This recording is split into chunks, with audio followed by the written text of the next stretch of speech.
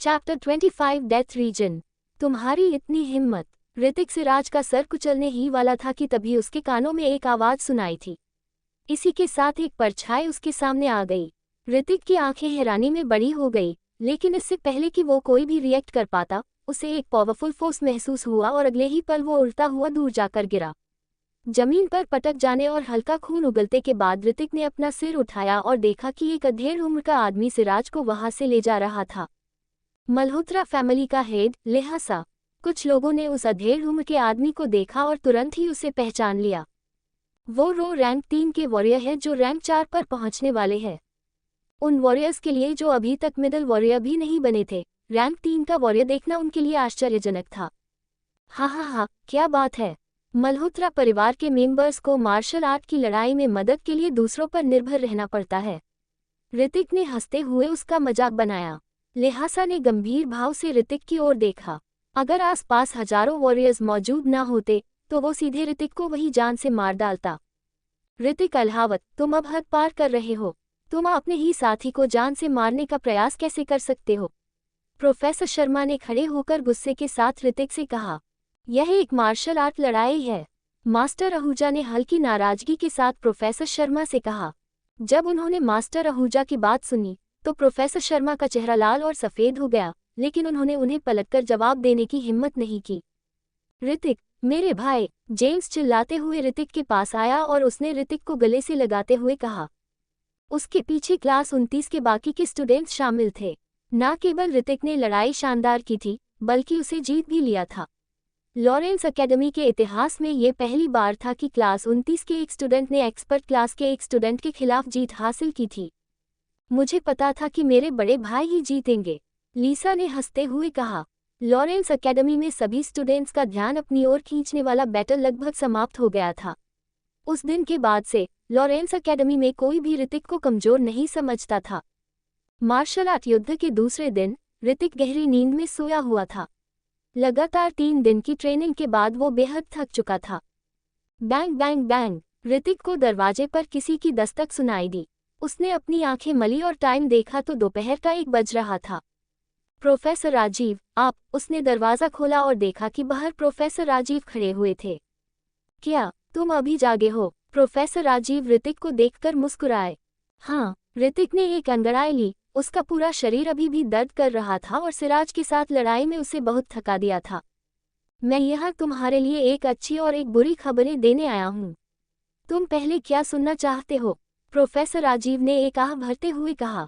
Professor Rajiv की बात सुनकर ऋतिक की आईब्रोज सिकुड़ गए। बुरी खबर क्या है? प्रोफेसर राजीव ने अपना सिर हिलाया, फिर थोड़ी झिझक के बाद बोले, एकेडमी ने तुम्हें सजा देने का फैसला किया है। सजा? वो मुझे सजा क्यों दे रहे हैं? ऋतिक ने हैरानी के साथ उनसे पूछा। हाँ, बताता हूँ, पहले शांत हो जाओ। मल्होत्रा फैमिली लंबे समय से लॉरेंस एकेडमी की हाफ पार्टनर रही थी। आरव का हाथ टूट गया था और सिराज लगभग मारा गया था, और ये सब करने वाला एक कमजोर लड़का था। इस तरह का अपमान वे सहन नहीं कर सकते थे, लेकिन चूंकि मार्शल आर्ट का मुकाबला सभी की आंखों के सामने हुआ था और सिराज ने एनर्जी लिक्विड का यूज़ किया था, इसलिए उनके पास कहानी बदलने का कोई रास्ता नहीं था। लेकिन उन्होंने आरव के टूटे हाथ को एक बहाने के रूप में इस्तेमाल किया कि ऋतिक अल्हावत ने एक जूनियर को धमकाया और उसे बुरी तरह जख्मी कर दिया। इसलिए उन्होंने एकेडमी पर दबाव डालना शुरू कर दिया कि वो दोषी को सजा दे। नॉर्मल रूप से देखा जाए तो मल्होत्रा फैमिली का इरादा ऋतिक को एकेडमी से बाहर निकालने का था, लेकिन मास्टर आहूजा और प्रोफेसर राजीव के होते हुए उन्होंने इन मामले को संभाल लिया था। बेशर्म कही के ऋतिक की आंखें लाल थीं क्योंकि उसने अपनी मुट्ठियां इस हद तक भींच ली थीं कि उसकी नसें भी उभरी हुई थीं। चाहे कोई भी समय हो, अमीर हमेशा गरीब को दबाने की सोचता था। ऋतिक, अभी इतना गुस्सा मत करो। मामला पहले से ही काफी गंभीर है और हमारे पास भी कोई और ऑप्शन नहीं है। प्रोफेसर राजीव ने ऋतिक के कंधों को थपथपाते हुए कहा। सजा क्या है? ऋतिक ने गहरी सांस ली और पूछा। तुम्हें लॉरेंस सिटी के सोल्जर्स के साथ डेथ रीजन में जाना होगा और 1 साल तक वहां ट्रेनिंग करनी होगी। प्रोफेसर राजीव ने उसे समझाया। Death reason? ऋतिक काफी ज्यादा सरप्राइज था, फिर उसके दिमाग में पुराने ऋतिक की कुछ जानकारियां याद आने लगी। डेथ रीजन लॉरेंस सिटी के नॉर्थ में मौजूद था और इसे सोल्जर्स द्वारा ज़ॉम्बीज से बचाव के लिए बनाया गया था, लेकिन एक एक्सीडेंट के चलते वहां पर न्यूक्लियर धमाका हो गया था, जिसके कारण कई सोल्जर्स और लोग शहीद हो गए थे। न्यूक्लियर एनर्जी के कारण मॉन्स्टर और ज़ॉम्बीज काफी भयानक हो गए थे। साल के हर तीसरे महीने में लॉरेस सिटी के साथ साथ बाकी के शहरों में सोल्जर्स जाया करते थे ताकि उन ज़ॉम्बीज का सफाया कर सके।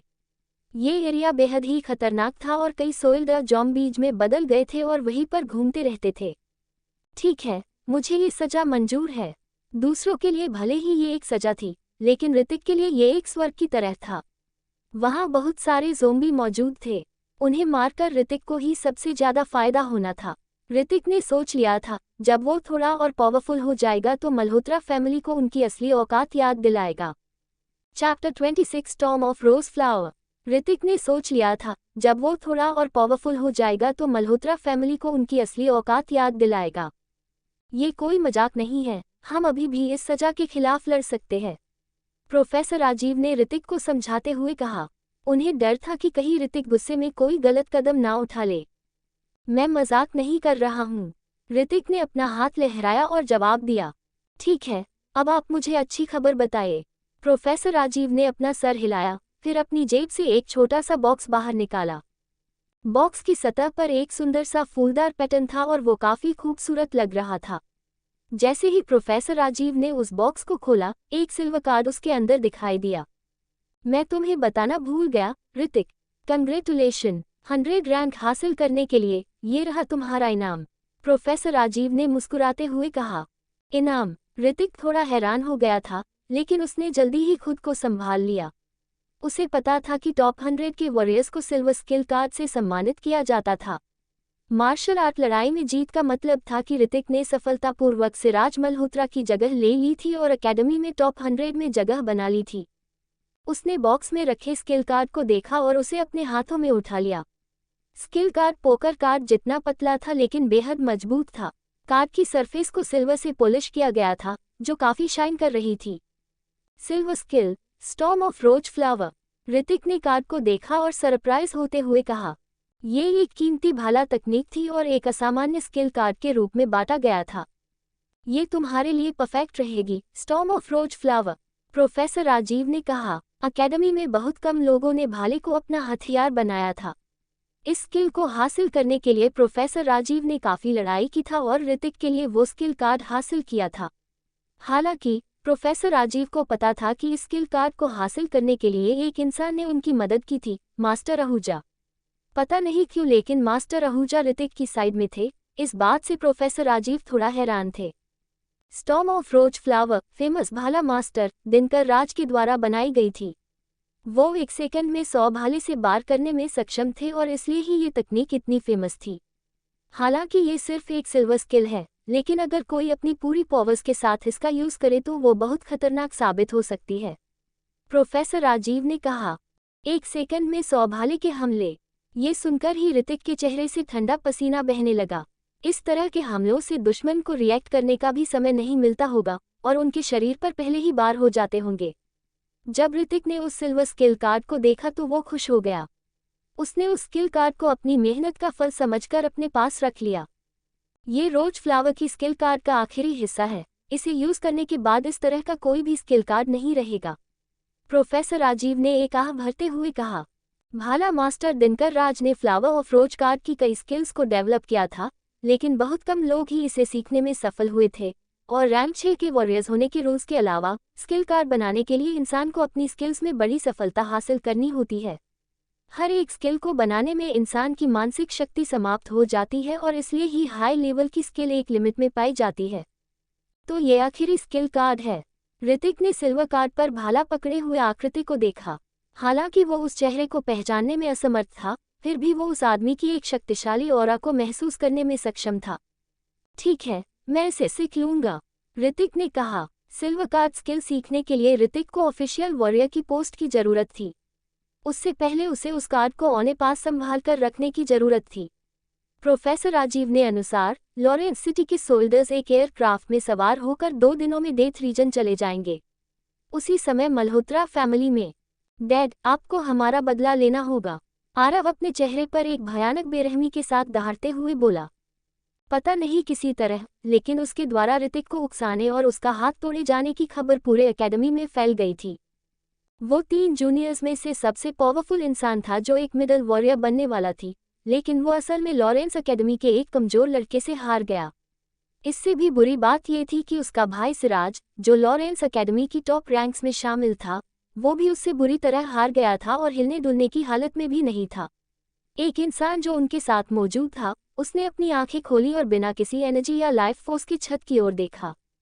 अपना मुंह बंद करो, दिलीप ने गुस्से के साथ उससे कहा। आरव, तुम उसे मारना चाहते थे लेकिन तुम्हारा हाथ टूट गया। तुम्हारा भाई उसे मारना चाहता था लेकिन वो भी इस हद तक पिट गया। तुम दोनों ने हमारी मल्होत्रा फैमिली का नाम डूबा दिया है। दिलीप मल्होत्रा का सारा दबा हुआ गुस्सा उनके मुंह से बाहर निकलने लगा। दिलीप मल्होत्रा की दहाड़ से आरव कांप उठा और उसकी आंखों में डर दिखाई देने लगा। आपको इन्हें एक और मौका देना चाहिए। बगल से एक महिला ने दिलीप मल्होत्रा की ओर देखा और बोली, तुम्हारे ही लाड़ प्यार से ये बिगड़ गए हैं। दिलीप ने कहा। मार्शल आर्ट फाइट के दौरान सिराज को बचाते समय वो पहले ही नियमों के खिलाफ जा चुका था। अगर उसने कोई कदम उठाया और ऋतिक को मार डाला तो मल्होत्रा फैमिली का नाम पूरी तरह से समाप्त हो जाएगा। चैप्टर 27 एंजा ने दुश्मन। दिलीप मल्होत्रा ने पहले ही कई रूल्स तोड़ दिए थे और अब वो लोगों के सामने ऋतिक को मार देता है तो उसके परिवार की काफ़ी बदनामी होती। लेकिन चिंता मत करो, मैंने पहले ही इसका भी इलाज निकाल लिया है। सजा के नाम पर ऋतिक को सोल्जर्स की मदद करने के लिए डेथ रीजन में जाने के लिए कह दिया गया है। दिलीप मल्होत्रा ने ठंडे स्वर में कहा। डेथ रीजन से जीवित वापस लौटने वाले लोगों की संख्या एक हाथ की उंगलियों पर गिनी जा सकती थी, किसी भी नॉर्मल वॉरियर की तो बात ही छोड़िए। इस बारे में सोचने पर दिलीप मल्होत्रा की आंखों में बेरहमी दिखने लगी। क्या सच में? आरव ने खुश होते हुए कहा। अगर ये सच था तो ऋतिक का अंत हो ही गया था। दिलीप मल्होत्रा ने अपना सिर हिलाया। ऋतिक की वजह से उसके दोनों बेटों की ऐसी हालत हो गई थी और बाहर हर कोई इस बात पर गपशप कर रहा था कि मल्होत्रा परिवार के बेटे कैसे एक कमजोर वॉरियर से हार गए। यह उसके चेहरे पर एक तमाचा पड़ने जैसा था। मैं उसे खुद अपने हाथों से मारना चाहता हूँ, सिराज मल्होत्रा ने बिस्तर पर लेटी हुई अचानक से कहा। एनर्जी पिल खाने के बाद तुम्हारा शरीर पहले से बहुत खराब हो गया है। तुम्हें लगता है कि तुम उसे हरा सकते हो? जब सिराज ने अपने बेटे को बोलते हुए सुना तो उसे आश्चर्य नहीं हुआ। फिर उसने ठंडे स्वर में उसे जवाब दिया। उसे अपने बेटे से बहुत उम्मीदें थीं, लेकिन किसने सोचा था कि वो वास्तव में एक बैन हुई पिल का उसे करेगा। भले ही उसकी योग्यता बेहद अच्छी हो, फिर भी वो 6 रैंक या उससे ऊपर का वॉरियर नहीं बच सकता था। इस बारे में सोचने पर दिलीप मल्होत्रा ने एक आह भरी। मैं डेथ रीजन जाना चाहता हूँ, सिराज ने छत की ओर देखते हुए धीरे से कहा। Death reason? आरव शौक रह गया। ऐसा लग रहा था जैसे उसने ये नाम पहले भी सुना हो। सिराज, पागल मत बनो। अगर तुम वहां जाओगे तो मारे जाओगे। सिराज की माँ मिसेज रूहानी ने तुरंत उसे चेतावनी देते हुए कहा। आप रहने दीजिए माँ, सिराज ने नाराज होते हुए मिसेज रूहानी से कहा। उस कमीने ने वास्तव में मेरे बेटे को इस तरह से बदलने की हिम्मत की कि वो अपनी माँ को उल्टा जवाब देने पर मजबूर हो गया। मिसेज रूहानी ने अपने दांत भींचते हुए मन ही मन कहा। उनकी नज़र में उनका बेटा हमेशा आज्ञाकारी रहा था और ये ऋतिक के कारण था कि वो उन्हें उल्टा जवाब दे रहा था। तुम सच में जाना चाहते हो? दिलीप मल्होत्रा ने हल्की स्माइल के साथ सिराज से कहा। जो वॉरियर डेथ रीजन से वापस लौटते थे वे सभी तेजी से अपनी पावर को बढ़ा सकते थे। डेथ रीजन में आने वाले खतरों का सामना करने के बाद एक वॉरियर को उसके असली पोटेंशियल का पता चलता था। मुझे तुम पर यकीन है। जब उसने अपना सिर हिलाया तो सिराज की आंखों में एक ठंडी चमक थी। एक दिन आराम करने के बाद ऋतिक ने अगली सुबह अकेडमी छोड़ दी और कुछ आर्मोर और दूसरी जरूरत वाले सामान खरीदने के लिए सिटी सेंटर की ओर चला गया। आज सुबह कोहरा घना था और नजरें कुछ भी देख पाने में असमर्थ थी। ऋतिक अपने आसपास दूसरे राहगीरों को भी नहीं देख पा रहा था। ऋतिक ने चलना जारी रखा और अचानक जब उसने अपना पैर उठाया और पीठ की ओर लात मारी तो उसकी आईब्रोज सिकुड़ गई। स्लैश! तुरंत एक परछाई दूर उड़ती हुई दिखाई दी। वो कौन है? ऋतिक कंफ्यूजन से भरा हुआ था। कोहरे के कारण कुछ भी देख पाना मुश्किल हो रहा था, लेकिन सुपर आई स्किल की मदद से ऋतिक को तुरंत पता चल गया कि उसके आसपास लगभग 5 से 6 रैंक 1 के वॉरियर्स थे। तुम्हारी इस कमाल के रिएक्शन से मुझे भरोसा नहीं हो रहा कि तुम अभी तक एक ऑफिशियल वॉरियर नहीं बने हो। वो आदमी जिसे अभी अभी ऋतिक ने हिट किया था धीरे धीरे आगे बढ़ा और ठंडी मुस्कान के साथ उसने ऋतिक से कहा। वहां मौजूद सभी 5 या 6 लोग ऋतिक की ओर बढ़े और उसे चारों ओर से घेर लिया। तुम लोग कौन हो? ऋतिक ने उनकी ओर बेरहमी से देखा और कहा, इससे कोई फर्क नहीं पड़ता कि हम कौन हैं। इससे भी जरूरी बात यह है कि तुम आज यहीं मरने वाले हो। उस आदमी ने ऋतिक का मजाक बनाते हुए फिर उसके चेहरे पर मुक्का मारा। वो एक शहर में मौजूद थे और फ्यूचर की दुनिया में अभी भी पुलिस जैसी संस्थाएं थीं। अगर वॉरियर्स शहर में मर्डर करने का साहस करते तो वे जरूर ही मारे जाते। लेकिन आज सुबह घने कोहरे और कम विजिबिलिटी के कारण इस मौसम में किसी की मौत हो गई तो किसे पता चलेगा। ऋतिक ने अपनी भौहें उठाईं और उसने कोई भी रिएक्ट नहीं दिया, बस अपना हाथ उठाया और उसने सीधे मुक्का मारा। अचानक से उस वॉरियर का चेहरा बेरहमी से भर गया। ऋतिक ने उस जैसे पावरफुल वॉरियर की मुट्ठी पर मुक्का मारने की हिम्मत की। क्या वो नहीं जानता था कि एक पावरफुल वॉरियर की मुट्ठी सोर्स एनर्जी से ढकी हुई थी?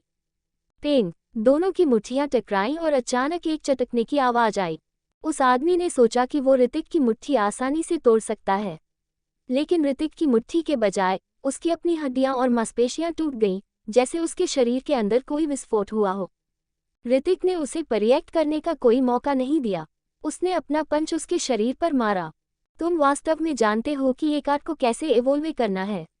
दर्द में मुंह बनाते हुए उस आदमी ने कहा। हालांकि वो उसके वार से बचना चाहता था, लेकिन ऋतिक उसकी सोच से भी ज्यादा तेज निकला। इस समय ऋतिक के पंच कई बार उसके शरीर पर लग चुके थे। Bang bang bang. पहले उसने सोचा था कि ऋतिक केवल एक मिडल वॉरियर था और वो थोड़ा लापरवाह था, इसलिए उसने उसे एक मौका दिया था। वो केवल ऋतिक के पंचेज को डॉज कर रहा था और डॉज करने में ही उसकी मरने जैसी हालात हो गई थी। ऋतिक ने उस पर बिल्कुल रहम नहीं दिखाया और हमले करना जारी रखा। चैप्टर 28 दुश्मनों का खात्मा। उस आदमी के शरीर से अंदर से एक तेज आवाज निकली, फिर उसने अपने मुंह से खून निकाला और जमीन पर गिर पड़ा। उसकी आंखें खुली की खुली रह गई थी, मानो उसके साथ कोई अन्याय हुआ हो। सब कुछ पलक झपकते ही हो गया। बाकी बचे वॉरियर्स भी डरे सहमे हुए वहां पर खड़े हुए थे। उनकी आंखें खुली की खुली रह गई थी और वो सभी फटी आंखों से ऋतिक की ओर ही देख रहे थे। उनके पास जो जानकारी थी उसके अनुसार भले ही ऋतिक ने सिराज मल्होत्रा को हरा दिया था, पर फिर भी वो ज्यादा से ज्यादा एक मिडल वॉरियर ही था, जिसका लोग हमेशा मजाक बनाते रहते थे और जो कुछ समय पहले लॉरेंस एकेडमी का सबसे कमजोर लड़का हुआ करता था। लेकिन एक मिडल वॉरियर एक रैंक 8 के वॉरियर को कुछ ही सेकंड्स में कैसे मार सकता है? आपने रैंक 8 के वॉरियर को जान से मारा है। आपने 2500 एक्सपीरियंस पॉइंट्स हासिल किए हैं। उद्धरण चिन्ह। ऋतिक ने एक नज़र अपनी पावर स्क्रीन को देखा, फिर पीछे पलटकर उस वॉरियर की ओर देखने लगा जिसे उसने अभी अभी मारा था। उसकी आंखों में एक बेरहमी उतर आई थी जो उसकी आंखों में साफ देखी जा सकती थी। ऋतिक के लिए तो ये अच्छा ही था कि वो लोग खुद उसके पास आ गए। वो रैंक 8 के वॉरियर अब उसकी नज़र में इंसान नहीं बल्कि एक्सपीरियंस पॉइंट्स थे, जिन्हें हासिल करने पर उसकी पावर्स में इजाफा होता। वॉरियर्स के इतने पावरफुल होने का कारण ये था कि वो लोग स्किल कार्ड का यूज़ कर सकते थे, लेकिन ऋतिक के सामने जो वॉरियर्स थे वो हथियारों का यूज़ करने में एक्सपर्ट थे, जबकि नज़दीकी फाइट में उतने ही बेकार। मैं तुम सभी को अपना एक्सप्लोसिव पंच आजमाने दूंगा। ऋतिक ने उन वॉरियर्स की ओर देखा जो उसे मारना चाहते थे और उनका मजाक बनाते हुए कहा। एक्सप्लोसिव पंच एक सिल्वर लेवल की स्किल के बराबर थी और काफी भयानक भी। उन लोगों ने ऋतिक के खिलाफ लड़ने की बिल्कुल भी हिम्मत नहीं की। तभी अचानक से ऋतिक ने एक वॉरियर के सीने पर अपना पंच मारा, जिससे उस वॉरियर को तुरंत ही अपने दिल में तेज दर्द महसूस हुआ। अगले ही पल उसका दिल फटकार ब्लास्ट हो गया। मारो। अगले ही पल ऋतिक ने एक के बाद 3 वॉरियर्स को एक ही झटके में जान से मार डाला और बाकी वॉरियर्स इतने डर गए थे कि उनके चेहरे पीले पड़ गए। कहाँ भाग रहे हो? तुम लोग मेरे एक्सपीरियंस पॉइंट्स हो, समझे? रुक जाओ। ऋतिक ने उन वॉरियर्स की ओर भागते हुए कहा। वो सिचुएशन बिल्कुल अजीब थी। एक मिडल वॉरियर लड़ने के लिए ऑफिशियल वॉरियर्स का पीछा कर रहा था। काफी दूर तक पीछा करने के बाद ऋतिक उन्हें पकड़ने में कामयाब नहीं हो पाया। इन लोगों को किसने भेजा होगा? ऋतिक ने इसके बारे में ध्यान से सोचा। उसके साथ झगड़ा करने वाले सभी लोगों में से केवल मल्होत्रा फैमिली के ही ऐसा करने की सबसे अधिक संभावना थी। इस ख्याल के साथ ऋतिक की आंखों में एक क्रूर चमक आ गई। वही दूसरी ओर फैमिली में, बेकार, तुम सब बेकार हो। मिसेज रूहानी ने उन दोनों वॉरियर्स को और देखा जो अपने घुटनों पर थे और डर से कांप रहे थे। मिसेज सुहानी पहले से ही 40 के पार थी, लेकिन वो अपना बहुत अच्छे से ख्याल रखती थी और फिर भी बहुत खूबसूरत दिखती थी।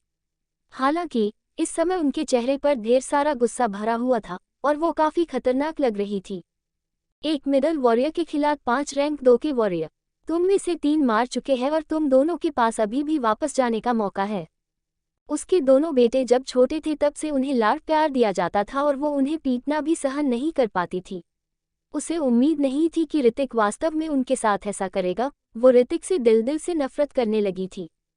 उसने ऋतिक पर हमला करने के लिए सीक्रेट रूप से 5 रैंक 1 के वॉरियर्स को भेजा था, लेकिन उसने कभी नहीं सोचा था कि ऋतिक उन लोगों को जान से मार डालेगा। हमें उम्मीद नहीं थी कि वह लड़का इतना ताकतवर होगा, उन 2 वॉरियर्स ने डरते हुए कहा। ऋतिक ने जो ब्लास्टिंग पंच तकनीक अपनाई थी वो काफी भयानक थी और वो एक ही पल में 3 वॉरियर्स को मारने में कामयाब हो गया था, जिसने उन दोनों के मन में डर पैदा कर दिया था। अगर हम कुछ हथियार साथ ला सके तो हम उसे मार सकेंगे। तुम लोग अभी भी सिटी सेंटर में मर्डर करना चाहते हो? क्या तुम हमारी मल्होत्रा फैमिली की प्रतिष्ठा को पूरी तरह से बर्बाद करने की कोशिश कर रहे हो? ठीक इसी समय दरवाजा खुला और एक लंबा आदमी अंदर आया। आप मिसेज सुहानी को उस समय झटका लगा जब उसने दिलीप मल्होत्रा को अंदर आते देखा। तुम दोनों बाहर निकलो। दिलीप मल्होत्रा ने इन दोनों वॉरियर्स की ओर देखा और कहा। दिलीप मल्होत्रा की बात सुनकर उन दोनों वॉरियर्स ने एक राहत की सांस ली और तुरंत कमरे से बाहर चले गए। तुम्हें लगता है कि इस बारे में किसी को पता नहीं चलेगा? दिलीप मल्होत्रा ने मिसेज रूहानी से कहा। मैं सिर्फ अपने बेटों का बदला ले रही हूँ। मिसेज रूहानी को उसकी बात बुरी लगी और ऐसा लग रहा था मानो वो रोने वाली है। हाँ, तुम्हें इसके बारे में चिंता करने की जरूरत नहीं है, मैंने पहले ही प्लानिंग कर दी है। दिलीप मल्होत्रा ने हल्की सी स्माइल के साथ कहा। अगर मैं उन लोगों के शवों को साफ नहीं करता तो नेशन पुलिस की जांच के बाद उन्हें पता चल जाता कि वे कुछ लोग हमारे मल्होत्रा फैमिली के लोग थे। फिलहाल ऋतिक की बात हर जगह फैल चुकी थी और सभी को शक था कि इसके पीछे मल्होत्रा फैमिली का हाथ था। अगर उन्हें कुछ करना ही है तो उन्हें ये सुनिश्चित करना होगा कि वे कोई निशान न छोड़ें। एक स्नैपर के तौर पर अगर ऋतिक डेथ रीजन के इलाके में मारा जाता है तो मल्होत्रा फैमिली को कोई जिम्मेदार नहीं ठहराएगा। चैप्टर 29 कैप्टन विराट से मुलाकात। जब ऋतिक एक बार फिर सिटी सेंटर लौटा तो उन लोगों की लाशें गायब हो चुकी थी जिन्हें ऋतिक ने जान से मार दिया था। किसी ने उन्हें पहले ही साफ कर दिया था। अपनी ज़रूरत की सभी चीज़ें खरीदने के बाद ऋतिक हॉस्टल में लौट आया। उसके लौटने के कुछ ही समय बाद कंप्यूटर से एक आवाज़ सुनाई दी। ऋतिक थोड़ा हैरान हो गया, फिर सहज रूप से उस बटन पर 4 क्लिक किया। कनेक्ट हो रहा है। ऋतिक भाई, जब स्क्रीन कनेक्ट हो जाती है तो तुरंत एक यंग लड़की की आवाज़ उसे सुनाई देती है। लीना बजाज। ऋतिक चौंक गया और इस समय होश में आया। फ्यूचर की दुनिया ने लंबे समय से वीडियो चैट को होलोग्राफिक प्रोजेक्शन से बदल दिया था। ऐसा लग रहा था जैसे लीना बजाज उसके ठीक सामने खड़ी थी। क्या चल रहा है? ऋतिक ने मुस्कुराते हुए पूछा। आप? लीना थोड़ा सा शर्मा रही थी और बोलने में झिझक रही थी। लीना पूछना चाहती है कि क्या आप इस वीक के एंड में खाली हैं? ये आपके साथ बाहर जाना चाहती है। इसी समय एक और प्यारी यंग लड़की का चेहरा सामने आया और वो मुस्कुरा रही थी। Shut up. लीना का चेहरा शर्म से लाल हो गया, फिर उसने दूसरी लड़की के थोड़े मोटे गालों पर चुटकी काट ली। उसके बाद वो दोनों लड़कियां आपस में लड़ने लगीं। अरे अरे अरे, दोनों झगड़ना बंद करो। ऐसा लग रहा था कि दोनों लड़कियां अपने हॉस्टल में थीं और उन्होंने बहुत पतली शॉर्ट्स पहनी हुई थी। आह, गोल मटोल गालों वाली वो लड़की ऋतिक की बात सुनकर चिल्ला उठी। वो शर्माए बिना नहीं रह सकी। बहुत जल्द उसकी होलोग्राफिक इमेज चली गई थी। उसकी बकवास मत सुनो भाई, मैं केवल ये पूछना चाहती थी कि क्या आप इस वीक के एंड में मुझे ट्रेन कर सकते हैं? लीना ने ऋतिक से सवाल किया। वॉरियर्स फ्यूचर की दुनिया में काफ़ी सम्मानित इंसान होते थे और हर कोई उनका सामना किया करता था, लेकिन लॉरेंस एकेडमी में एंट्री पाने के लिए अभी भी काफ़ी ट्रेनिंग लेने की ज़रूरत थी।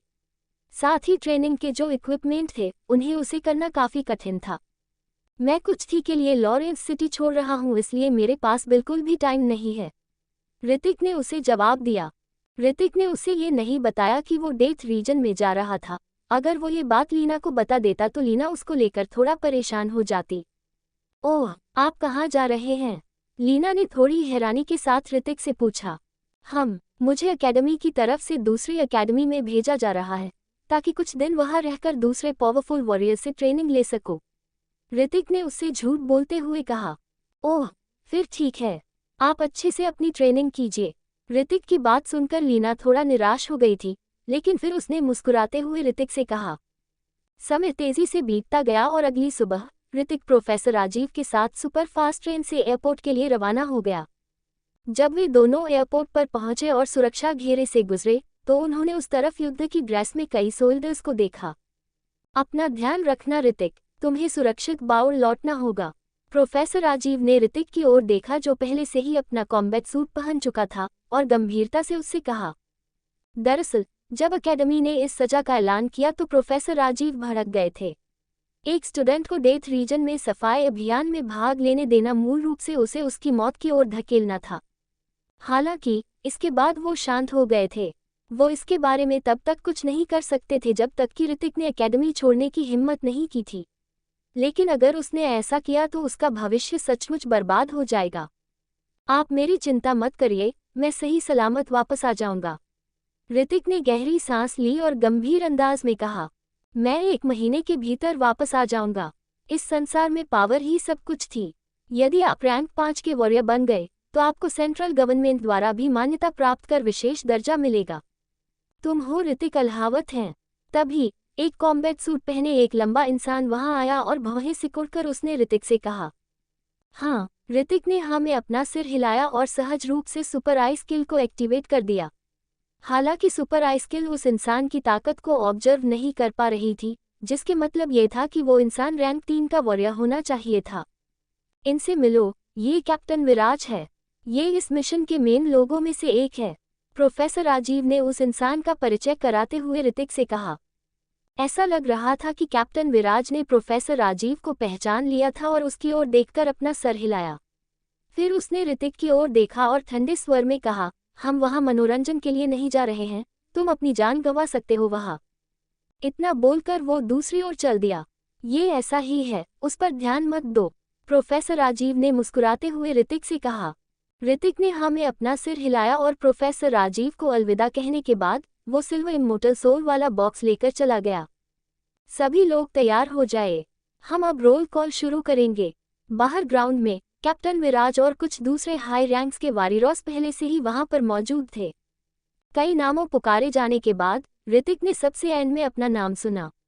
उसने बाद वो भी उन लोगों की तरह जॉगन करने लगा। कॉम्बैट सूट पहने सोल्जर्स उस समय दंग रह गए जब उन्होंने एक इंसान को अपने बगल में खड़ा देखा और जोर जोर से हंसने लगे। छोटे दोस्त, क्या तुम गलत टीम में हो? एक भारी भरकम आदमी ने अपने होंठ मोड़े और ऋतिक का मजाक उड़ाया। इस मिशन के लिए सबसे निचली रैंकिंग रैंक 1 का एक योद्धा था और ये लड़का जो हाई स्कूल के स्टूडेंट जैसा दिखता था, उनके साथ शामिल हो रहा था। क्या ये मौत को दावत दे रहा है? चैप्टर 30 सोल्जर्स से फाइट। ऋतिक ने उस इंसान की ओर सवालिया नजरों से देखा और पलटकर एक शब्द भी नहीं कहा। सभी लोग शांत रहो, कैप्टन विराज ने अपनी आईब्रोज सिकुड़ थी और सख्ती से चिल्लाया। ऐसा लग रहा था कि वो सोल्जर्स अभी भी कैप्टन विराज से डरे हुए थे और जब उन्होंने सुना कि उसने क्या कहा तो वे सीधे हो गए और आगे बोलने की हिम्मत नहीं की। जब कैप्टन विराज ने देखा कि हर कोई अपनी जगह पर है तो उन्होंने कहा, हमारी लॉरेंस सिटी ने इस बार कुल 4 टीमें भेजी है और हमारे पास केवल 20 सोल्जर्स है। सर, मुझे लगता है कि हमारी टीम में कोई है जो वॉरियर्स नहीं है, एक सोल्जर ने कहा। उसकी बातें सुनकर सभी सोल्जर्स हंस पड़े। इनमें से लगभग सभी सैनिक रैंक 1 के वॉरियर्स थे और कई रैंक 2 के वॉरियर्स थे, जबकि बाहर टीम का नेतृत्व करने वाले 4 हेड हाई रैंक के वॉरियर्स थे। डेथ रीजन लॉरेंस सिटी से काफी दूर था। एयरक्राफ्ट में एक विशाल ट्रेनिंग ग्राउंड और कई प्रशिक्षण सुविधाएं थीं, और कई सोल्जर्स ने वहां ट्रेनिंग लेना शुरू कर दिया था। क्या तुम लॉरेंस एकेडमी के स्टूडेंट हो? ऋतिक इस समय ट्रेनिंग ग्राउंड में क्रॉस लेग की पोजीशन में बैठा हुआ था और सोर्स एनर्जी को ऑब्जर्व करने के लिए ध्यान तकनीक का उपयोग कर रहा था जब एक सोल्जर उससे बात करने आया। उसके सवाल का जवाब देने के बजाय ऋतिक ने ध्यान लगाना जारी रखा। उस आदमी ने अपनी भौहें सिकोड़ ली, फिर आगे बढ़ा और ऋतिक को धक्का देने की कोशिश की। ठीक उसी समय ऋतिक ने तुरंत अपनी आंखें खोली और अपने दाहिने हाथ से उस आदमी की कलाई पकड़ ली। तुम क्या करने की कोशिश कर रहे हो? ऋतिक की आंखें इतनी ठंडी थीं कि वो आदमी अचानक से चौंक गया।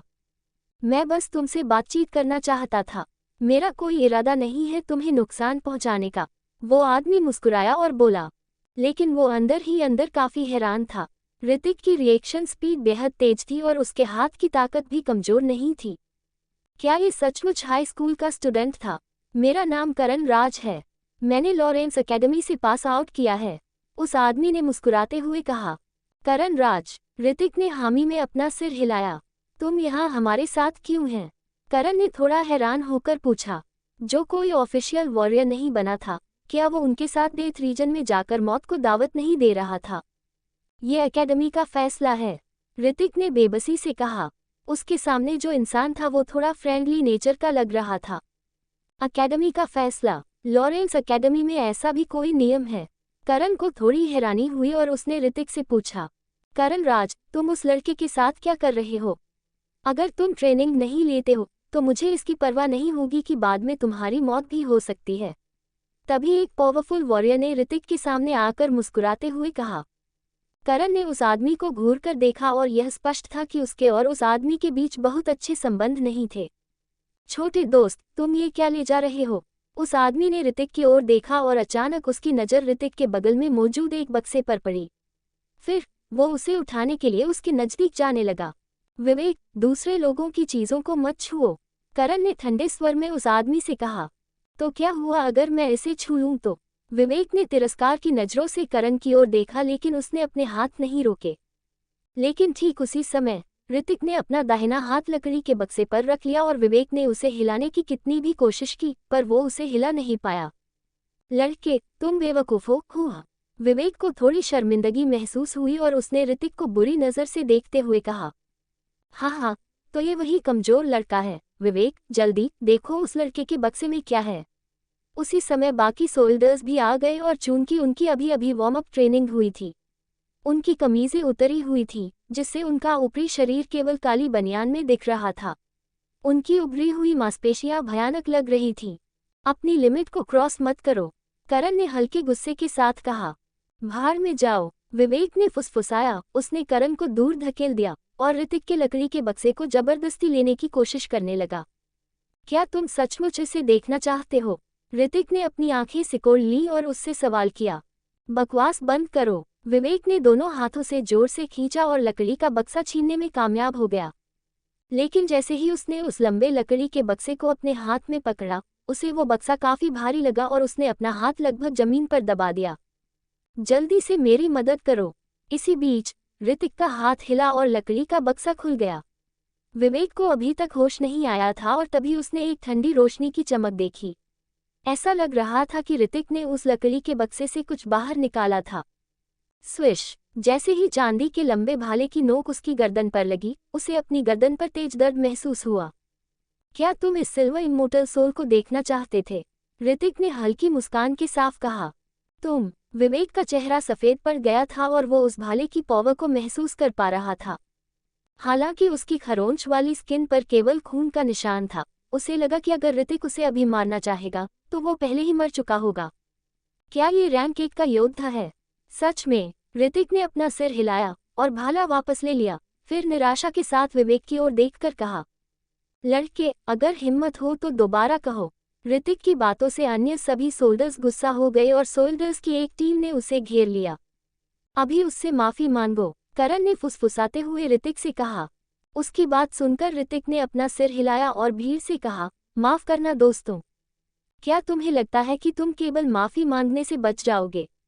अपनी गर्दन से निकलते खून को महसूस कर विवेक का चेहरा गुस्से से लाल हो गया और उसने ऋतिक से कहा, ओह सॉरी, मैंने अपनी बात पूरी नहीं की। मेरे कहने का मतलब था कि यहाँ हर कोई बकवास है। ऋतिक ने अपने आसपास के लोगों की ओर देखा और उदासीनता से कहा, क्या तुम अपनी मौत को दावत दे रहे हो? ये सुनते ही विवेक के हाव भाव काफी बदल गए। फिर उसने ऋतिक के शरीर पर एक मुक्का मारा। Chapter 31 Hrithik Alawat official warrior. Vivek ने सीधे ऋतिक के शरीर पर एक मुक्का मारा, लेकिन ऋतिक ने कोई रिएक्ट नहीं किया, बल्कि उसने भी एक पंच उसकी ओर कास्ट कर दिया। पेंग! दोनों पंच आपस में टकराए और एक हल्की सी आवाज वहां गूंज गई। ऋतिक अपनी जगह पर ही शांति के साथ खड़ा हुआ था, जबकि विवेक कुछ कदम पीछे हट गया था और उसके हाथों में तेज दर्द होने लग गया था। ये कैसे संभव है? विवेक इस समय काफी ज्यादा शॉक में था, जो उसके चेहरे पर साफ नजर आ रहा था। इसके अलावा उसे थोड़ा डर भी लगने लग गया था। वहीं दूसरी ओर बाकी के सोल्जर्स भी सदमे में थे। उन लोगों को यकीन ही नहीं हो रहा था कि ऋतिक इतना ज़्यादा पावरफुल हो सकता था, जिसने अपने एक ही बार में विवेक को पीछे हटने पर मजबूर कर दिया। विवेक, क्या तुम ठीक हो? एक सोल्जर ने विवेक को उठने में मदद की और परेशान होते हुए उससे सवाल किया। विवेक ने हामी में अपना सर हिलाया और ऋतिक को घूरकर देखने लगा। उसे महसूस हो रहा था मानो उसके पूरे हाथ की हड्डियां टूट गई हो। बाहर तो कोई चोट नजर नहीं आ रही थी, लेकिन अंदर का दर्द असहनीय था। ये लड़का पागल है, हम सब मिलकर उस पर हमला करें और उसे सबक सिखाएं, एक सोल्जर चिल्लाया। लेकिन जैसे ही उसने ऐसा कहा, उसने पाया कि उसके आसपास के सभी लोग शांत खड़े थे और हिलने की हिम्मत नहीं कर रहे थे। यहाँ क्या हो रहा है? तुम लोग इस स्टूडेंट को क्यों धमका रहे हो? तभी वहां कैप्टन विराज आ गया और उसने आगे जाते हुए उन सोल्जर्स से कहा, सर, ये वही लड़का है जिसने सबसे पहले विवेक को जमीन पर गिराया था। एक सोल्जर ने गुस्से के साथ जवाब दिया। विराज उसके पास गया, फिर उसकी ओर देखा और कहा, एक वॉरियर को हाई स्कूल के स्टूडेंट ने मार गिराया और तुम्हें शर्म नहीं आ रही उसकी शिकायत करते हुए? विराज की बातें सुनकर सोल्जर्स के चेहरे बदल गए। उनका इरादा ऋतिक के वापस भेजने का था, क्योंकि वो लोग उसे एक हाई स्कूल का स्टूडेंट समझते थे, जो अगर उनके साथ आया तो मारा जाएगा। अगर तुम लोगों के पास बेवकूफ़ी भरी चीज़ों पर बर्बाद करने के लिए इतनी एनर्जी है, तो डेथ रीजन पहुंचने पर जिंदा रहने के बारे में क्यों नहीं सोचते? विराज ने ठंडे स्वर के साथ कहा। इस घटना के बाद सोल्जर्स की ऋतिक की ओर देखने की हिम्मत भी नहीं हुई और जब एयरक्राफ्ट उतरा तो ऐसा कुछ भी दोबारा नहीं हुआ।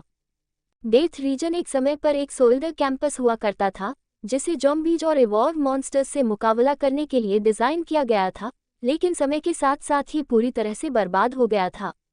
हर तरफ मलबा, दीवारें, मकान टूटे हुए थे। एयरक्राफ्ट डेथ रीजन के बीचों बीच लैंड हुआ और सोल्जर्स बाहर आने लगे। हम यहाँ हैं। ऋतिक ने एयरक्राफ्ट से बाहर आकर एक गहरी सांस ली। उसके हाथ में इस समय उसका सिल्वर भाला मौजूद था। तीनों कैप्टन और मैं मेन एरिया में जाएंगे और इवॉल्व मॉन्स्टर्स का सफाया करेंगे जो कुछ ज़्यादा ही पावरफुल है। ऑपरेशन क्लीन अप के लिए दूसरे शहरों से सोल्जर्स पहले ही निकल चुके हैं, इसलिए आप सभी जल्दी से तैयार हो जाए। एक टीम में 10 लोग और आप सभी साउथ एरिया से बाहर जा सकते हैं। कैप्टन विराज ने सभी को ऑर्डर देते हुए कहा। Yes sir. तुरंत ही 10 टीमें तैयार हो गई, जिसने ऋतिक को करण की टीम में शिफ्ट कर दिया था। पॉल्यूशन के कारण हवा में एक अजीब सी गंध थी, लेकिन एक वॉरियर के शरीर पर इन्फेक्टेड एरिया का असर नहीं होता था।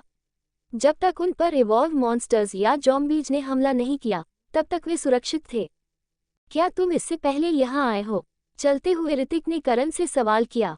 नहीं, करण ने अपना सिर हिलाया और हंसते हुए कहा, यहाँ हर किसी को चुना गया है। मैंने अभी अभी फोर्स ज्वाइन की है और कभी नहीं सोचा था कि मुझे भी चुन लिया जाएगा। उसकी बात सुनकर ऋतिक ने अपना सिर हिलाया और टीम के साथ आगे बढ़ना जारी रखा। वे लोग जल्द ही शहर के मेन गेट पर पहुंच गए। सभी ने कई प्रकार के हथियार पकड़ रखे थे और चारों टीमें अलग अलग दिशाओं में गेट से बाहर की ओर निकल गईं। बच्चे, मुझे आशा है कि तुम इतनी आसानी से नहीं मरोगे। विवेक ने ऋतिक पर एक नज़र डाली और ठंडे स्वर में कहा। एयरक्राफ्ट में हुई घटना ने उसे काफ़ी ज़्यादा अपमानित कर दिया था। तुम मेरी फिक्र मत करो, मेरे मरने में अभी काफ़ी समय है। लेकिन तुम्हारे लिए ये मत सोचना कि तुम कल के सूरज की रोशनी देख पाओगे। ऋतिक ने बेरहमी के साथ मुस्कुराते हुए कहा। तुम? जब विवेक ने ऋतिक की बात सुनी तो उसका चेहरा गुस्से से लाल हो गया। उसने ऋतिक को पंच मारने के लिए अपनी मुठ्ठियां भींच लीं। लेकिन जो कुछ हुआ था उसे याद करके वो थोड़ा डर गया। अभी तक उसे अपने हाथ में हल्का दर्द महसूस हो रहा था। विवेक, चलो चलें। एक सोल्जर ने विवेक को पीछे खींच लिया और उसे अपने साथ ले जाने लगा। कुछ दूर चलने के बाद उन लोगों को कुछ ही दूरी पर एक शहर दिखाई दिया। वहां की संरचनाएं प्राचीन लग रही थीं और ऋतिक पिछली दुनिया की संरचनाओं के समान थीं। इमारतों की कई दीवारें लताओं और अजीब से दिखने वाले पौधों से ढकी हुई थीं। वो लोग आगे बढ़ते रहते और शहर के और अंदर जाने लगे। डेथ रीजन के आसपास ऐसे कई छोटे शहर हैं। हम में से 10 लोग यहाँ मॉन्स्टर्स और ज़ॉम्बीज का सफाया करेंगे, एक लंबे और तगड़े आदमी ने टीम को समझाया। उसका नाम रक्षित परमार था, जो उस टीम का लीडर था। जैसे ही उसने अपनी बात पूरी की, कोने की झाड़ियों से एक अजीब सी आवाज आई। अचानक से ऋतिक को आईब्रोज सिकुड़ गई और वो हाथ में भाला लेकर आगे भागने लगा। बच्चे, तुम इतनी तेजी से कहाँ जा रहे हो? करण ने हैरानी के साथ ऋतिक से कहा और वो भी उसके पीछे जाने लगा। झाड़ियों को साइड करने पर लिन शियू को कुछ आकृतियां दिखाई दी। ऋतिक ने गौर से उन आकृतियों को देखा तो पाया कि वो सभी ज़ॉम्बीज थे। उनके शरीर पर कपड़े पहले से ही फफूंदी से सने हुए थे और उनके चेहरे खून से लथपथ आंखों के साथ बेहद सफ़ेद थे। उनके मुंह में 2 नुकीले दांत थे जिनसे लार टपक रही थी। तभी उन ज़ॉम्बीज की नज़र ऋतिक पर पड़ी और वो ऋतिक को ऐसे घूर रहे थे मानो उसने कोई स्वादिष्ट भोजन देख लिया हो। ऋतिक ने तुरंत अपनी सुपर आई स्किल कास्ट की और उन ज़ॉम्बीज का लेवल चेक करने लगा। रैंक 2 का ज़ॉम्बी, एबिलिटी, तेज स्पीड, तेज पंजे, वायरस फैलाने में सक्षम, ओवरऑल कॉम्बैट स्ट्रेंथ 746। ये देखकर ऋतिक की आईब्रोज सिकुड़ गई। 746 की ओवरऑल कॉम्बैट स्ट्रेंथ के साथ वो काफ़ी पावरफुल ज़ॉम्बी था। ये सच था कि रैंक 2 के ज़ॉम्बी या मॉन्स्टर्स रैंक 1 के ऑफिशियल वॉरियर की बराबरी कर सकते थे। हालांकि ऋतिक काफ़ी घबराया हुआ था, लेकिन वो निडर रहा। उसने अपने भाले को कसकर पकड़ लिया और अपने भाले को रैंक 2 के पास आ रहे ज़ॉम्बी के खिलाफ घुमाया और उसके शरीर को 2 टुकड़ों में साफ कर दिया। लेकिन अपनी थोड़ी सी स्ट्रेंथ के बावजूद एक ज़ॉम्बी अभी भी बिना किसी समझ या बुद्धि के एक ज़ॉम्बी ही था। वे केवल शिकार करना और काटना जानते थे। एवोल्व्स मॉन्स्टर्स की तुलना में ज़ॉम्बीज को मारना आसान था। जब तक कोई भी इंसान उनके काटने से अपने आप को बचा पाता, वो आसानी से उनका सामना कर सकता था। आपने रैंक 2 के ज़ॉम्बी को मारा है। आपको 2800 पोटेंशियल पॉइंट्स हासिल हुए हैं।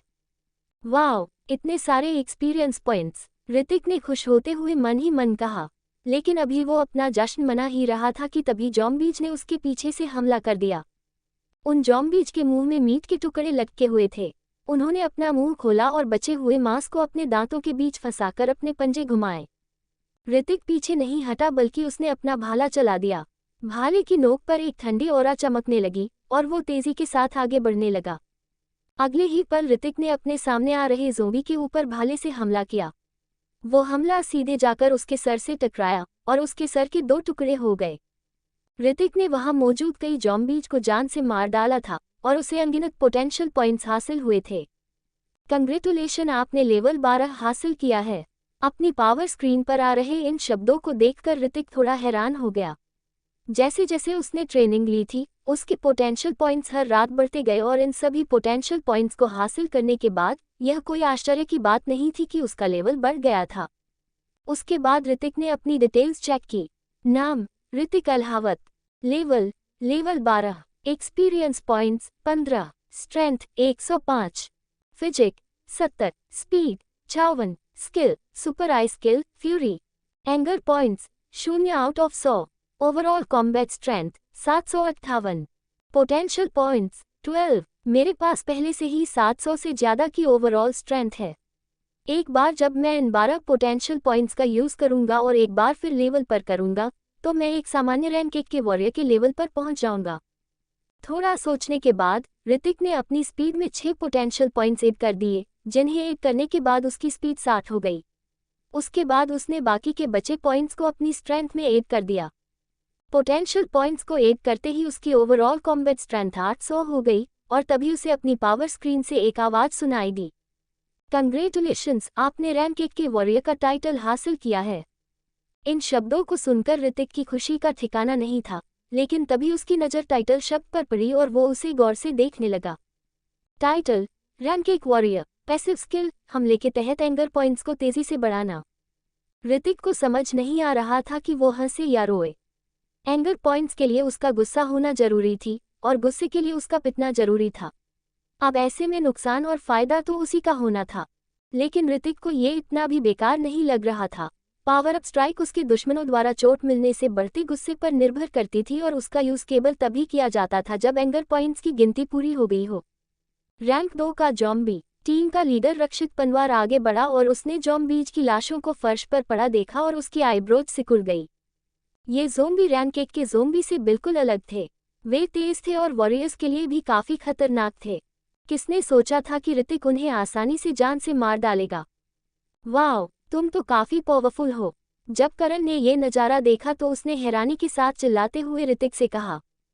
हाउल! जैसे ही उसने अपनी बात खत्म की, एक काली आकृति ऊपर से नीचे कूदी, जिसके बाद हड्डियां कंपा देने वाली दहाड़ सुनाई दी। रक्षित ने तुरंत रिएक्ट किया और तेजी से करण की ओर भागा। फिर उसने अपना खंजर निकला और ऊपर की ओर लहराने लगा। पेंग! जैसे ही वो आकृति उस खंजर के सामने आई, तुरंत ही उसके 2 टुकड़े हो गए और सारा खून जमीन पर फैल गया। ध्यान से, यहाँ ज़ॉम्बीज कहीं से भी आ सकते हैं, रक्षित ने करण से कहा। शुक्रिया, करण ने अपनी छाती थपथपाते हुए कहा। वो अभी भी अपने शरीर में उस डर को महसूस कर पा रहा था। 2 टुकड़ों में कटे ज़ोंबी ने अपना बड़ा सा मुंह खोला और अपने नुकीले दांत दिखाने लगा। ये सोचने पर कि वो उस ज़ोंबी द्वारा काटे जाने और उस जैसा बनने के बेहद करीब था, उसके दिमाग ने काम करना बंद कर दिया था। सब सावधान रहो, कुछ और आ रहा है। ऋतिक ने चारों ओर देखा और सावधानी के साथ उन लोगों से कहा। Chapter 32 infected soldier. ऋतिक की बात सुनकर एक सोल्जर जो करीब था वो शॉक हो गया क्योंकि कुछ अजीब से दिखने वाले लोग उस पर हमला कर रहे थे। तेज, बेहद तेज। इससे पहले कि वो सोल्जर कोई प्रतिक्रिया दे पाता, एक पीला और सड़ा हुआ चेहरे वाला ज़ोंबी पहले से ही उसके पास था। उसने अपना बड़ा सा मुंह खोला और उसकी गर्दन पर काटने से पहले गहरी सांस छोड़ी। मरो। डर के कारण उस सोल्जर ने अपने हाथ में मौजूद छोटे ब्लेडों की एक जोड़ी का इस्तेमाल किया और उसे ज़ोंबी की छाती में घोंप दिया। स्लैश। ज़ोंबी के शरीर से खून बहने लगा, लेकिन उसे मारे जाने की कोई परवाह नहीं थी और इसके बजाय वो उस सोल्जर की गर्दन पर काटता रहा। चूंकि वो सामने से कुछ दूरी पर था, ऋतिक और रक्षित उसे बचाने में नाकाम हो रहे थे। ज़ोंबी का मुंह मांस की चक्की जैसा था। कुछ ही देर में उसने उस सोल्जर की गर्दन खा ली और सिर जमीन पर गिर गया। इस भयावह दृश्य से सभी सोल्जर काफी डर गए और कुछ कदम पीछे हट गए। तभी अचानक से उन्हें होश आया, ये कोई खेल नहीं था, ये जिंदगी और मौत का मिशन था। ऋतिक ने अपना भाला उस ज़ोंबी की ओर फेंका जो उस सोल्जर के शरीर को खाना चाहता था। रक्षित भी आगे बढ़कर बाकी के ज़ॉम्बीज पर हमला करने लगा। ऋतिक को ये देखकर असहज महसूस हुआ कि वो सोल्जर उम्र में कितना छोटा था। एक पल पहले वो जीवित था लेकिन अगले ही पल मारा गया। उस ज़ॉम्बीज का कमजोर हिस्सा उनका सर है। इसके अलावा तुम उनका दिल भी फोड़ दे तो भी वे नहीं मरेंगे। ऋतिक ने अपना भाला दूसरे ज़ोंबी के सिर में घुसाया और सभी को समझाते हुए कहा। उस मरे हुए सोल्जर के खून की गंध से बहुत से ज़ॉम्बीज उन लोगों की तरफ अट्रैक्ट हो गए थे। ठीक इसी समय उनके चारों ओर से भारी कदमों की आवाज़ सुनाई दे रही थी। वो क्या है? एक सोल्जर ने कांपते हुए पूछा जब उसने दूर कुछ आकृतियां देखी। ज़ोंबीज, वे सभी रैंक 2 के ज़ॉम्बीज हैं। ऋतिक ने उन आकृतियों के घने समूह को देखा और महसूस किया कि उसका माथा सुन्न हो गया था। ये कोई हैरानी की बात नहीं थी कि उसे यह एहसास होता रहा कि कुछ गलत है। उस एरिया में कई सारे रैंक 2 के ज़ॉम्बीज छिपे हुए थे। लेजर गन तैयार करें, दहाड़ते हुए रक्षित ने सभी से कहा। ऑर्डर सुनते ही करण ने तुरंत अपनी लेजर गन निकाली और भीड़ पर गोली चला दी। लेकिन ज़ॉम्बीज की संख्या बहुत डरावनी थी। उनका केवल सिर फोड़ने से ही काम चल सकता था। ऋतिक ने अपना भाला पकड़ा और सिल्वर इमोर्टल सोल में सोर्स एनर्जी भरते हुए आगे बढ़ने लगा। इससे भाले की नोक से ठंडी ऑरा निकलने लगी। ऋतिक ने भाले की नोक से उन ज़ॉम्बीज पर हमला किया और अगले ही पल 5 ज़ॉम्बीज के सर उनके धड़ से अलग हो गए। उन ज़ॉम्बीज के सर उनके शरीर से लुढ़ककर जमीन पर गिर गए। नहीं, हम लेजर गन का यूज़ नहीं कर सकते। रक्षित ने कुछ देर तक लेजर गन से गोलीबारी जारी रखी लेकिन उसे एहसास हुआ कि उनसे कोई फायदा नहीं हो रहा था। ये कोई शॉकिंग बात नहीं थी, शायद ही किसी वॉरियर ने ज़ॉम्बीज से निपटने के लिए लेजर गन्स का इस्तेमाल किया हो। हालांकि लेजर ज़ोंबी के शरीर को भेद सकते थे, जब तक सिर बरकरार थे ज़ोंबी ठीक रहेंगे। उनमें से 8 सोल्जर्स ने लेजर गन से गोली चलाए और केवल एक ही ज़ोंबी को जान से मार पाए। वही ऋतिक के भाले ने पहले ही उनमें से 5 या 6 को मार डाला था। उन ज़ॉम्बीज की स्ट्रेंथ रैंक 1 के वॉरियर के बराबर थी। अगर वे झपटना और काटना चुनते तो उनकी टीम मुसीबत में पड़ जाती। उन सभी की मौत उस सोल्जर की तरह ही होती जो कुछ पल पहले मारा गया था। अच्छी बात यह थी कि उन ज़ॉम्बीज के पास सोचने के लिए कोई दिमाग नहीं था। ऋतिक ने पीछे हटते हुए हमला करने के लिए अपना भाला बाहर निकाला। भाले में सोर्स एनर्जी डालने से पूरा भाला चांदी की रोशनी से चमकते हुए भाले में बदल गया था। भाले का तेज सिरा बिजली की तरह ऋतिक के साथ नाचता रहा और सभी दिशाओं में घूमता रहा। Bang bang bang. अगले ही पल कई ज़ोंबीज के सिर जमीन पर गिर गए। ऋतिक के सिस्टम में नोटिफिकेशन बजती रही, लेकिन ऋतिक के पास इस पर ध्यान देने का समय नहीं था, क्योंकि अगर वो लापरवाह होता तो उसकी जान भी जा सकती थी। रक्षित को अंदर ही अंदर झटका लगा जब उसने ऋतिक को अपनी जान की परवाह किए बिना हमला करते हुए देखा। क्या ये एक स्टूडेंट ही है? ये इतना बेरहम कैसे हो सकता है? Vacuum slash. रक्षित ने बिना ज्यादा सोचे एक स्किल का इस्तेमाल किया। उसकी दहाड़ के बाद उसका नाइफ आगे बढ़ा और एक शक्तिशाली वैक्यूम ब्लेड छोड़ा जिसने कुछ ज़ॉम्बीज़ को पल भर में ही काट दिया। इन ज़ॉम्बीज़ के पास सोचने के लिए दिमाग नहीं है, हालांकि इनकी स्ट्रेंथ ज़्यादा है, लेकिन जब तक हम सावधान रहेंगे और उनके काटने से बचे रहेंगे तब तक हम सेफ है। ऋतिक ने करण की ओर देखते हुए कहा, जो ज़ॉम्बीज़ को मारने में लगा हुआ था। जैसे ही उसने अपनी स्पीड 60 पॉइंट तक बढ़ाए, ऋतिक को ऐसा लगा मानो कि उसका शरीर काफी हल्का हो गया है और उसकी रिएक्शन स्पीड तेज हो गई है। ऋतिक की आवाज सुनकर करण ने एक राहत की सांस ली। करण ने पहले भी कई ज़ॉम्बीज़ के साथ फाइट की थी, इसलिए उसे उन ज़ॉम्बीज़ को मारने में ज्यादा परेशानी नहीं हुई। आसपास के सभी सोल्जर्स ने अपनी स्किल का बेहतर प्रदर्शन किया और कई सारे ज़ॉम्बीज़ को मौत के घाट उतार दिया। As of Phoenix. ऋतिक को काफी थकान महसूस होने लगी थी, इसलिए उसने चिल्लाते हुए अपनी फीनिक्स स्किल कास्ट की। वहां बहुत सारे ज़ोंबी थे और थोड़ी सी असावधानी के कारण उसके भाले को कुछ ज़ोंबीज ने पकड़ लिया था और उसके हमले को रोक दिया था। ऋतिक के पीछे मौजूद कुछ ज़ॉम्बीज ने इस मौके का फायदा उठाया और तेजी से ऋतिक के शरीर की ओर आने लगे। ऋतिक के पास फीनिक्स स्किल का यूज करने के अलावा कोई ऑप्शन नहीं था। रैंक 1 का वॉरियर बन जाने के बाद ऋतिक की पावर्स में भी काफी बढ़त हुई थी। हालांकि सिस्टम ने इस बारे में ऋतिक को कोई नोटिफिकेशन नहीं दिया, लेकिन ऋतिक महसूस कर पा रहा था कि उसका शरीर पहले से अलग था। जैसे ही ऋतिक ने अपनी फीनिक्स स्किल कास्ट की, चांदी के भाले की नोक आग की लिपटों से भर गई। एक जोरदार धमाके के साथ एक विशाल जलता हुआ पक्षी हवा उड़ गया। वे सभी ज़ॉम्बीज़ जिन्होंने ऋतिक के भाले को रोकने की कोशिश की, तुरंत आग की लिपटों में घिर गए। ऋतिक ने अपना टाइम वेस्ट नहीं किया और तेजी से अपने भाले से आसपास के ज़ॉम्बीज़ को जान से मार डाला। लेकिन एज ऑफ फीनिक्स एक पावरफुल स्किल थी जिसमें काफ़ी ज़्यादा स्ट्रेंथ और सोर्स एनर्जी लगती थी। इस समय ऋतिक को अपने शरीर में हल्की थकान महसूस हो रही थी। बाकी लोग भी थक गए थे। वहाँ बहुत सारे ज़ोंबी थे और वे डर के कारण कुछ नहीं कर सकते थे। ऐसा लग रहा था मानो सिटी के सभी ज़ॉम्बीज़ ने उन लोगों को हर तरफ से घेर लिया था। चलो पहले पीछे हटें। रक्षित ने अपने दांत पीस लिए और एक ही वार से 2 ज़ॉम्बीज़ को मारने के बाद सोल्जर्स को ऑर्डर दिया। उसकी बात पर बाकी सोल्जर्स भी सहमत हो गए। उसके बाद वो लोग पीछे हटने लगे। ऋतिक ने पीछे देखा और पाया कि पीछे से आने वाले ज़ॉम्बीज़ को गिनती कम हो गई थी। उनमें से केवल 1 दर्जन ज़ॉम्बीज़ ही बचे थे। आप लोग जल्दी से पीछे हट जाओ, मैं सभी सोल्जर्स को कवर करने के लिए अपनी स्किल कास्ट कर रहा हूँ, ऋतिक ने कहा और ज़ॉम्बीज़ पर हमला करने के लिए अपना भाला घुमाया। अगर उसके पास थोड़ी और स्ट्रेंथ होती तो सभी ज़ॉम्बीज़ को मारना उसके की लेवल हासिल करने का एक शॉर्टकट होता। लेकिन फिलहाल उसके पास कोई ऑप्शन नहीं था। वहां बने रहने के लिए जोर लगाना बहुत जोखिम भरा काम था। जब सोल्जर्स ने ऋतिक की बातें सुनी तो उनके हाव भाव अजीब हो गए। एक कम उम्र के स्टूडेंट की कवर लेना वास्तव में बहुत शर्मनाक था, लेकिन इस समय वो थोड़े मजबूर थे क्योंकि उनकी स्ट्रेंथ काफ़ी कम हो गई थी। हम तुम्हारा ये एहसान कभी नहीं भूलेंगे, रक्षित ने हल्की स्माइल के साथ ऋतिक से कहा। ऋतिक ने हाँ में अपना सर हिलाया, फिर अगले ही पल उसके शरीर से सोर्स एनर्जी बाहर निकली जिसने पूरे भाले का ढक लिया और एक तेज की दहाड़ के साथ फीनिक्स स्किल कास्ट करने लगा। विशाल जलता हुआ पक्षी सबके सामने आया और उन ज़ॉम्बीज़ को अपने आगोश में भरने लगा। अभी सब पीछे हो जाओ। ऋतिक के ऑर्डर पर सभी सोल्जर्स तुरंत पीछे हट गए। जैसे ही वे पीछे हटे 1 दर्जन से भी ज्यादा ज़ॉम्बीज़ पलक झपकते ही मारे गए।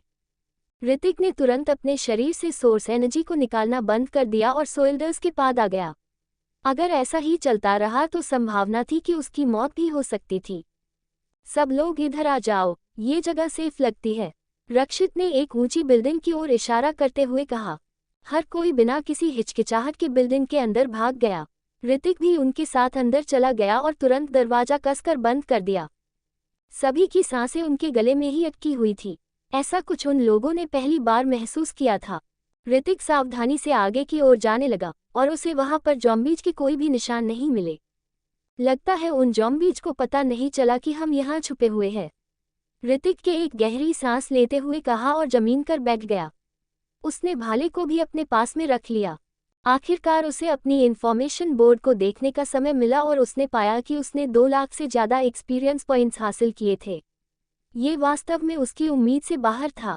अगर वो ज़ॉम्बीज़ को मारना जारी रखता तो कौन जानता था कि वापस लौटने पर वो रैंक 2 का वॉरियर बन सकता था। सूरज, क्या तुम ठीक हो? एक सोल्जर ने अपने साथी से पूछा जो दर्द से कराह रहा था। उसके पैर से खून बह रहा था, ऐसा लग रहा था मानो उसे किसी ज़ोंबी ने काट लिया हो। इस समय हर किसी की नज़र उस आदमी पर पड़ी। रक्षित तुरंत उसके पास गया, फिर सीधे उसके पैर को देखा और पाया कि उसके पैर पर काटने का गहरा निशान था। इसमें कोई संदेह नहीं था कि उसे अभी अभी किसी ज़ोंबी ने काट लिया था। Oh no! जब करण ने ये देखा तो वो काफ़ी शॉक में और थोड़ा घबराया हुआ था। अगर उसे किसी ज़ोंबी ने काट लिया होता तो उसके मुंह में खून या उसकी लार में मौजूद वायरस इस समय उसके घाव में प्रवेश कर जाता। इससे इन्फेक्टेड होने का खतरा था। जब बाकी सोल्जर्स ने ये देखा तो वे दंग रह गए और जब उन्होंने उसके घाव को देखा तो उनके होश उड़ गए। एक बार जब कोई इन्फेक्टेड हो जाता है तो इसका कोई इलाज नहीं है, ऋतिक ने रक्षित के पास आते हुए कहा। ये भी एक कारण था कि ज़ॉम्बीज़ से निपटना बेहद खतरनाक था। इवॉल्व मॉन्स्टर्स अभी भी ठीक थे, क्योंकि उनके शरीर के अंदर वायरस होता था जिनके काटने से इन्फेक्टेड होने का खतरा नहीं होता था। नहीं, कोई रास्ता तो होगा, एक सोल्जर चिल्लाया। उसकी आंखें भी लाल थीं। किसने सोचा था कि जिस साथी के साथ वो हंस रहा था, बातें कर रहा था, वो कुछ ही समय में ऐसा हो जाएगा। उनके लिए ये स्वीकार करना कठिन था। दरअसल एक रास्ता है। रैंक 6 के वॉरियर की सोर्स एनर्जी या उससे ऊपर की सोर्स एनर्जी शरीर में फैले वायरस को खत्म कर सकती है, लेकिन कहते हुए ऋतिक एक पल के लिए रुक गया, फिर गहरी सांस लेने लगा।